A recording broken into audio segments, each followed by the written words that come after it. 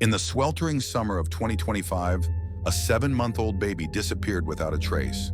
His parents told a story that seemed almost unbelievable, that he had been kidnapped while his mother changed his diaper in a crowded store parking lot. At first, the nation watched with bated breath, hoping for a miracle. But as investigators dug deeper, cracks began to appear in the story. Surveillance cameras revealed nothing. Witnesses had seen nothing, and the details the parents provided didn't quite add up. Behind the tale of an innocent kidnapping lay something far more sinister, a pattern of long-term abuse, a household filled with instability, and warnings that were ignored. Every new revelation pulled the public deeper into a nightmare that no parent should ever create and no child should ever endure. This is the story of Emmanuel Haro, a story of innocence lost, secrets exposed, and justice pursued in the shadows of tragedy. In every murder investigation, one question guides everything. Who had the motive, the means, and the opportunity? It's the question detectives ask when the trail runs cold. It's what turns random evidence into a case and a suspect into a killer. In today's story, we're breaking down a case that seemed picture-perfect on the outside. But when the truth came out, it was fueled by obsession, jealousy, and premeditated violence. This is not just a story about murder. It's about control, about rage, about what happens when fame and ego collide and someone doesn't walk away. Let's investigate. Emmanuel Haro was just 7 months old. Full of life, he should have had a future ahead of him. His father, Jake Haro, 32, and his mother, Rebecca Haro, 41, presented themselves as a family. But beneath the surface were troubling signs. In 2018, Jake Haro was charged with willful child cruelty involving his daughter from a prior relationship. The infant, just 10 weeks old at the time, was admitted to the hospital with a series of severe injuries: acute fracture of the posterior left rib, multiple healing rib fractures, a partial skull fracture, a brain hemorrhage, significant prevertebral soft tissue swelling of the neck, and a healing tibia fracture of the right leg. The injuries were determined by doctors to be inconsistent with typical infant accidents, such as a fall, given the age of the child and the nature of the injuries. The child's injuries resulted in permanent disability, described by the Riverside County District Attorney's Office as leaving the daughter permanently bedridden and having cerebral palsy as a result of long-term child abuse. Despite the severity of the injuries and prosecutorial request for imprisonment, the judge instead suspended a 6-year prison sentence, opting for 180 days in work release, followed by probation. The DA's office strongly objected to this sentence, stating publicly that Mr. Haro should have been in prison at the time that this crime happened. Domestic violence and restraining order documents surfaced. His ex-wife sought protection for her child from Jake Haro. For Rebecca Haro, less is publicly known about her past, but the events that unfolded placed her at the center of mounting suspicion. August 14, 2025.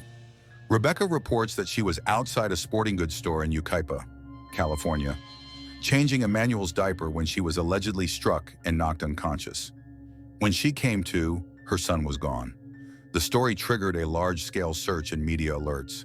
But soon, investigators found inconsistencies. The timeline didn't add up, the kidnap claim lacked corroborating evidence, and surveillance footage and witness statements raised more questions. Authorities quickly grew suspicious of Rebecca Haro's story. Her account of being attacked and losing consciousness, only to wake up and find her baby gone, began to unravel under scrutiny. There was no surveillance footage, no witnesses, and not a shred of physical evidence to support her claims. Across the country, people were glued to their screens, watching every update on the case of missing baby Emmanuel. The story seemed almost cinematic. A mother knocked unconscious, a baby snatched from her arms. But was it too contrived to be true? As Rebecca and her husband, Jake Haro, appeared in press conferences pleading for Emmanuel's return, the public grew divided. Was this the tragic story of a mother's worst nightmare, or a carefully constructed lie? Behind the scenes, investigators were finding more questions than answers. The inconsistencies piled up, and soon detectives began to focus on two people who might hold the truth. The very ones claiming to be desperate for justice, Rebecca and Jake Haro. A search warrant was executed at the Haro's home in Cabazon, California. Investigators found surveillance video, cadaver dogs were deployed, and yet Emmanuel's body has not been recovered. For weeks, the nation watched as investigators dug deeper into the Haro household. Each interview, each subtle inconsistency, slowly painted a picture far darker than the tale of an unlucky mother attacked in a parking lot. The story she told didn't add up. Friends, neighbors, and family began to question her credibility. And authorities began to suspect that the truth might be far closer to home. As the pressure mounted, detectives zeroed in on Jake and Rebecca Haro. Their timelines didn't match, their stories shifted under scrutiny, and the trail of evidence, both physical and digital, began pointing squarely at the couple. The narrative of an outside attacker quickly crumbled, replaced by an ever-growing suspicion that the danger had come from the very people entrusted with Emmanuel's care. Finally, on August 22, 2025, the Haros were arrested, charged with murder and making a false police report. Specifically, investigators concluded that the kidnapping claim did not occur and that Emmanuel likely died from abuse, leading to the arrests. Bail for both parents was set at $1 million each. The nation's attention, once gripped by hope for a miraculous return, turned to shock and outrage. How could a tragedy of this scale happen right under the eyes of family, friends, and the system? Not only did the judge eventually adjudicate 2018 abuse case and render a sentence a terribly light sentence, but troubling reports also surfaced about warnings that went unheeded long before Emmanuel's death. Baby Emmanuel's maternal grandmother allegedly reported Jake Haro to Child Protective Services multiple times, raising alarms about potential abuse. Each time, investigators reportedly visited the home, checked the refrigerator for food, and then closed the case. It's a haunting question. Had CPS conducted a thorough investigation, could baby Emmanuel still be alive today? Or was it the justice system itself, the judge, the investigators, the very authorities meant to protect him, that failed him, leaving Emmanuel to a tragic fate no child should ever endure? In a chilling turn, prosecutors publicly stated the criminal justice system failed Emmanuel. If that judge had done his job, Emmanuel would be alive today. As of today, Jake Haro has confessed to the unthinkable, the murder of his own son, Emmanuel Haro. In a chilling twist, he reportedly began cooperating with investigators, helping them search for the infant's body. Yet the search came up empty, leaving a haunting void where Emmanuel's life should have been. In early November 2025, justice caught up. Jake Haro was sentenced to 25 years to life in prison, with additional penalties for probation violations. The sentence closed one chapter of this tragic story, but the questions, the heartbreak, and the echoes of a life lost will linger far longer. Rebecca Haro is currently awaiting trial and continues to maintain her innocence. As the investigation unfolds and the court prepares to hear the evidence, the nation watches closely, waiting to see what role, if any, she played in the tragic death of Emmanuel Haro. Jake Haro's documented history suggests patterns consistent with high-risk parenting behavior and possible antisocial tendencies. Prior child abuse record: in 2018, Jake was convicted of willful child cruelty against his infant daughter, resulting in permanent injuries. This early history demonstrates a capacity for repetitive violent behavior toward dependent children and a disregard for the safety of the most vulnerable. Multiple reports indicate that Jake displayed controlling behavior within the household and potentially manipulative tendencies, evidenced by his attempts to maintain a narrative of innocence in the Emmanuel case despite contradictory evidence. He appears to exhibit low empathy for child victims, as shown by the severity of previous abuse and the alleged prolonged abuse of Emmanuel. While a formal evaluation is not publicly available, behaviors align with traits seen in antisocial or narcissistic personality frameworks, including deception, disregard for social norms, and deflection of responsibility. The use of media appearances to cultivate a sympathetic image may indicate externalized blame and impression management, common in high-conflict cases involving abuse allegations.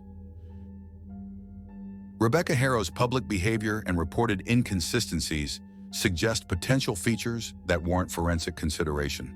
Crisis response versus credibility issues. Her initial account of Emmanuel's disappearance involved a violent attack and sudden kidnapping. Investigators flagged inconsistencies in her statements, which raises concerns about reliability and crisis management under high-stress conditions. It is unclear whether these inconsistencies stem from trauma, fabrication, or an attempt to shield a co-defendant, but the effect was eroded credibility in the eyes of law enforcement. Rebecca's role in the household placed her in close proximity to a partner with a history of violence. Her responses may reflect learned helplessness or codependence patterns, particularly in domestic environments with controlling partners. Repeated engagement with law enforcement in a manner that raises suspicion, coupled with her willingness to publicly present the kidnapping narrative, could suggest traits associated with manipulative coping strategies. Whether she displays active antisocial tendencies or whether her behavior represents fear-driven complicity cannot be definitively determined without formal evaluation. Both parents' actions occurred in an environment where previous CPS reports were not thoroughly investigated. This may have reinforced risk behaviors and contributed to a sense of impunity.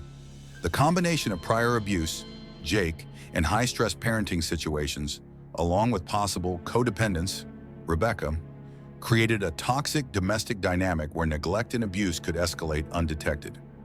Jake Haro demonstrates behavioral patterns consistent with high-risk and potentially violent parenting, manipulative tendencies, and low empathy toward children, suggesting a strong forensic risk profile. Rebecca Haro presents a more ambiguous profile, potentially influenced by environmental control, crisis mismanagement, and possible manipulative tendencies, but with insufficient public data to make definitive conclusions about intent or personality disorder. Together, the household environment, prior abuse history, and systemic oversights created conditions that tragically culminated in the death of Emmanuel Haro. Emmanuel Haro never got to grow up. In his short life, signs of danger flashed, cries for help were missed, and now we're left with questions, regret, and the weight of a system that may have failed him. The story of Emmanuel Haro is a tragic reminder of how fragile life can be, and how the very people entrusted to protect us can sometimes betray that trust. From unheeded warnings to a toxic household, to the heartbreak of a life lost far too soon, this case leaves more questions than answers. As investigators continue to unravel the truth, one thing is certain: baby Emmanuel's story will not be forgotten, and the search for justice continues. If this case resonated with you, don't forget to like, subscribe, and share your thoughts in the comments. What do you think really happened? Could this tragedy have been prevented? Let us know. Your voice matters. Until next time, stay vigilant, stay aware, and never stop seeking the truth.